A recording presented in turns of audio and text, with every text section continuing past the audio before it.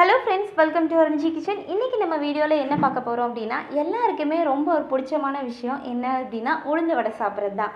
அந்த உளுந்த வடையை வீட்டிலே எப்படி ஹெல்த்தியாக ஆரோக்கியமாக செய்கிறது அப்படின்னு இன்றைக்கி நம்ம பார்க்க போகிறோம். இந்த உளுந்த வடையை சீக்கிரமாக 2 நிமிஷத்தில் பண்ணிடலாம். எப்படின்னா, ஒரு கப் அளவுக்கு உளுந்த நல்லா மாவாட்டை கரைக்கிற மாதிரி அரைச்சி எடுத்து வச்சுருக்கேன். இப்போ அது கூட ஒரு மீடியம் சைஸ் பெரிய வெங்காயம், 2 பச்சை மிளகாய், கொஞ்சம் கருவேப்பிலை, அப்புறம் 1 ஸ்பூன் அளவுக்கு குருமிளகு, அதுக்கப்புறம் 1 கை அளவுக்கு மைதா மாவு சேர்த்துக்குங்க. அப்புறம் மொறுமொறுன்னு வரணும்ல, அதுக்காக 1 கை அளவுக்கு அரிசி மாவு சேர்த்துக்குங்க.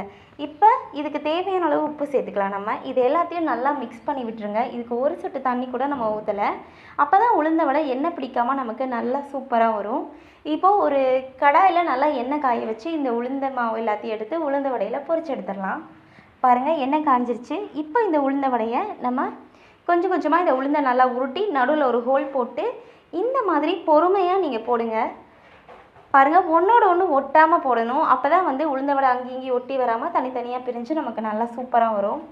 பாருங்கள், இந்த மாதிரி லைட்டாக உருட்டி நடுவில் ஒரு ஹோல் போட்டிங்க அப்படின்னாலே போதும், உளுந்த வடை சூப்பராக வந்துடும். இப்போது கீழே ஒரு 2 நிமிஷம் நல்லா செவக்கிற அளவுக்கு நீங்கள் வேக விடுங்க. மீடியம் ஃப்ளேமில் வச்சுருங்க அடுப்பை. அப்போ தான் 2 பக்கமும் ஈவனாக ஒரே மாதிரி வெந்து கிடைக்கும் நமக்கு.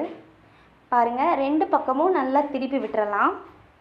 கீழே நல்லா வெந்துருச்சு. பார்த்தீங்களா, உங்களுக்கு கலர் நல்லா சேஞ்ச் ஆகிடும். உங்களுக்கு வெந்துருச்சு அப்படின்னாலே நல்லா கலர் சேஞ்ச் ஆகி சூப்பராக கிடைக்கும். இந்த மாதிரி நீங்கள் 2 பக்கமும் திருப்பி விட்டுருங்க. பாருங்கள், மேலெல்லாம் நல்லா ஒரு கோல்டன் ப்ரௌனாக கிடச்சிருக்கு நமக்கு. இதே மாதிரி கீழேயும் நமக்கு ஒரு கோல்டன் ப்ரௌனாக கிடைக்கிற வரைக்கும் நம்ம வெயிட் பண்ணணும். பாருங்கள், நல்லா வெந்து 2 பக்கமும் ஒரே மாதிரி கோல்டன் ப்ரௌனாக நமக்கு கிடச்சிருக்கு.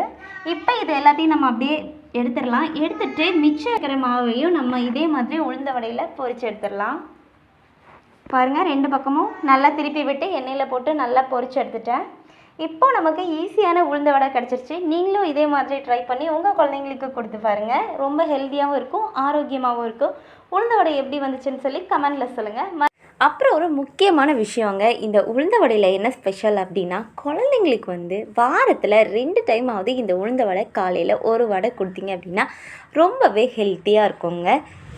ஸோ உங்கள் குழந்தைங்களுக்காகவாவது நீங்கள் கடையில் வாங்கி கொடுக்காம ஹெல்த்தியாக நீங்களே இந்த மாதிரி செஞ்சு கொடுத்தீங்க அப்படின்னா அது ரொம்பவே ஆரோக்கியமாக இருக்கும்.